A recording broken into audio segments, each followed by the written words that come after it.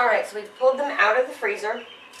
I did make mine a little big, so I have, I think, 20 total rather than 24.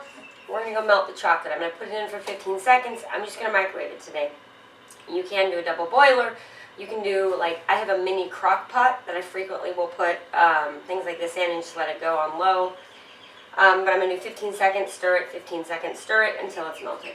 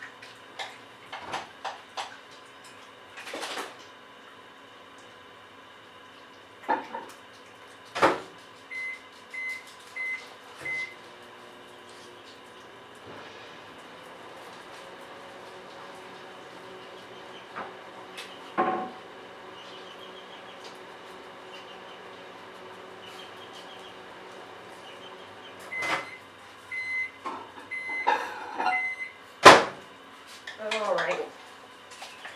I think mine went in 4 times, like 15 seconds, and then repeated that 4 times. So I'm going to take the frozen ball, put it in here, and just make sure it's completely covered.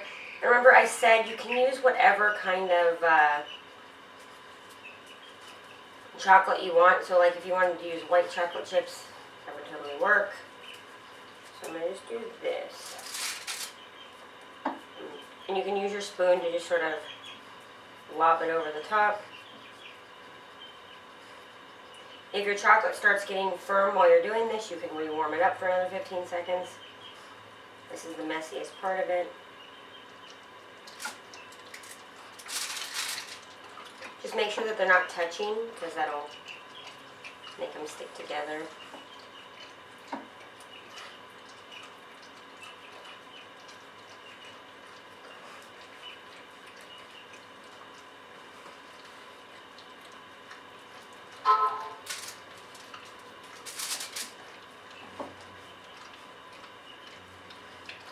You could do, once you have a bunch of these, you could put them in a bowl with some Cool Whip or some ice cream on the top. That might be yummy.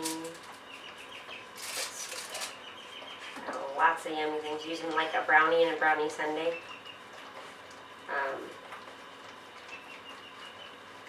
That sounds like it would be good.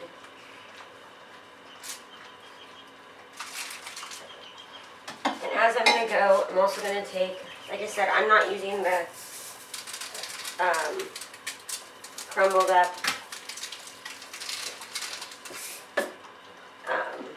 Oreos on top. I'm doing a little bit of sprinkles just to add some color. My son won't care, but my daughters will be like, ooh, they're prettier now. Just want to get that on there before it gets too solid. See if I can do this with dirty fingers here. There we go. And then after this, once we get all of these, we're going to go ahead and re-stick it back in the freezer to allow the chocolate to get solid.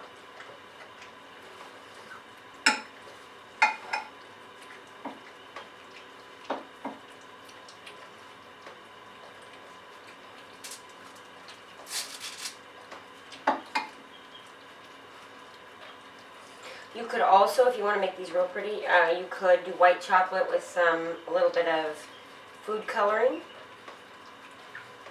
and make them a pretty color. Just trying to give ideas for my students who like to be creative.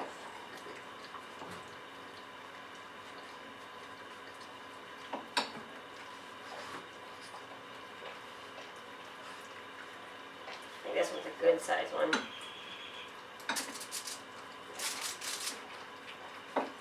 And you will probably use up the entire bag of chocolate chips. When I originally first did this, I was like, how am I going to use this many chips? No, you really do. That's a good coating of chocolate on there. Let me get these last one in here on this tray, and then I'm going to actually warm up my chocolate a little more. Careful at this point though, rewarming, because it can scorch if you do it too long. So make sure you just put it in for like 15 seconds.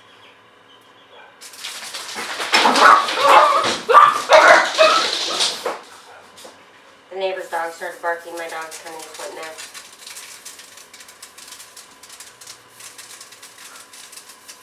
Alright, I'm going to go ahead and stick this batch in the freezer, and then I'm going to reheat up my chocolate.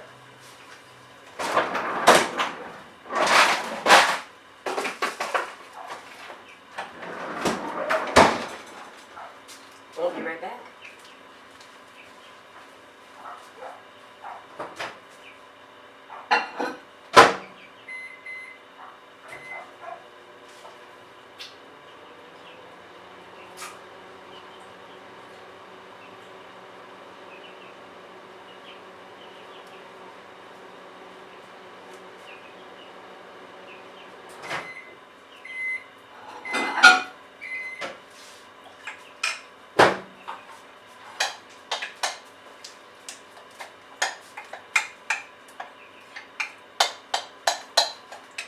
Now I'm going to go ahead and do these last couple. These were the ones I did after I turned the camera off. I did these ones a little smaller because I realized that I had done some ginormous ones on the other tray.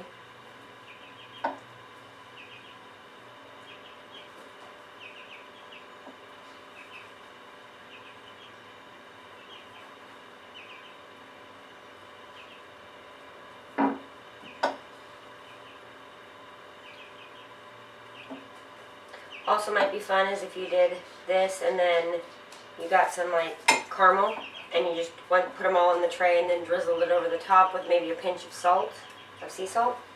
I like sea salt and caramel, so that sounds delicious to me right now.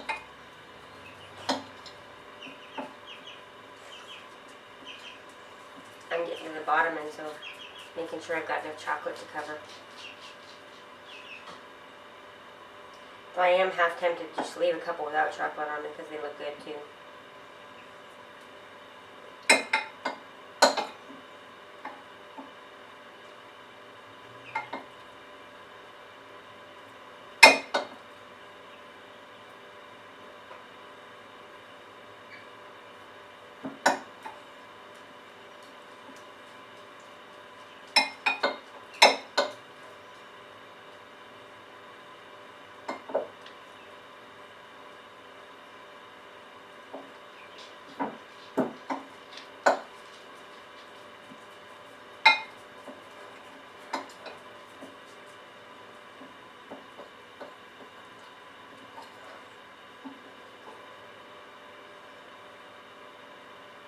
Last one.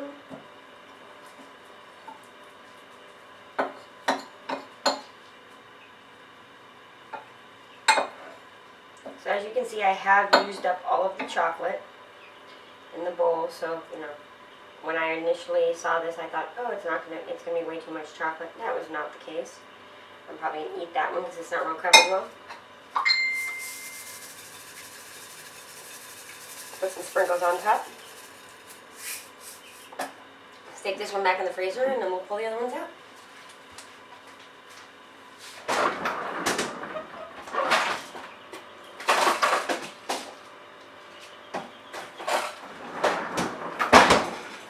Alright, ladies and gentlemen, this is our completed cookies. So I'm going to pick one up. They look delicious. Nice and solid. And very, very yummy. Alright, hope you enjoyed the recipe.